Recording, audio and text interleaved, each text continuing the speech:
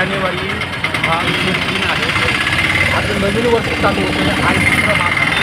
परंतु 1 जानेवारी रोजी पुण्याजवळील भीमा कोरेगाव या ठिकाणी फक्त 500 सैनिकांनी 28,000 सैन्य हे मारलं होतं एका युद्धामध्ये. ही लढाई अतिशय प्रचंड झाली होती आणि फक्त 500 सैनिकांनी 28,000 सैन्य त्या ठिकाणी वध केला होता. त्या ठिकाणी इंग्रज सरकारने त्या सैनिकासाठी एक विजयी स्तंभ त्या ठिकाणी उभारलेला आहे आणि त्या विजयी स्तंभाला मानवंदना देण्यासाठी संपूर्ण भारतामधून आंबेडकर अनुयायी असतील किंवा काही जनता असेल ही मानवंदना देण्यासाठी येत असतील आणि त्या अनुषंगाने आज पुण्याजवळील भीमा कोरेगाव या ठिकाणच्या स्तंभाला मानवंदना देण्यासाठी लोक आलेले आहेत. त्यांना मानवंदना देऊ.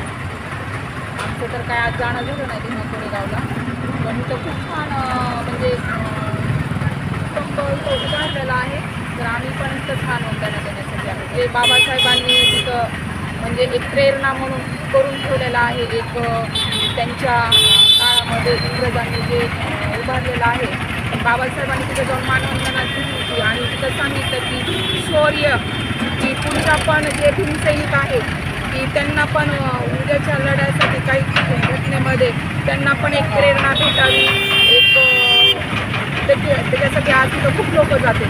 नमस्कार, भारत 24 तासमध्ये आपले सर्वांचं स्वागत आहे. आणि आज बीडमध्ये डॉक्टर बाबासाहेब आंबेडकरांचं जे मूर्ती पुतळा आहे या ठिकाणी 3 सैनिकांनी मानवंदना दिली आहे. त्याचं कारण असं आहे की आज 1 जानेवारी आजच्या दिवशी भीमा कोरेगावचा स्तंभ आणि त्या ठिकाणी डॉक्टर बाबासाहेब आंबेडकरांनी दिलेली मानवंदना तेच आठवणीचा उजाळा म्हणून आज बीडकरांनी देखील बीड शहरामध्ये डॉक्टर बाबासाहेब आंबेडकर यांच्या पुतळ्याला पुष्पहार अर्पण करून मोठ्या प्रमाणामध्ये या ठिकाणी गर्दी जमा झाली होती. सकाळी हा कार्यक्रम झाला आहे आणि त्याचबरोबर भीमा कोरेगावचं जे महत्त्व आहे ते इंग्रज काळापासून त्यांच्या पेशव्यांसोबत 500 सैनिक त्या ठिकाणी मरण पावले होते असं देखील जुने लोक माहिती सांगतात.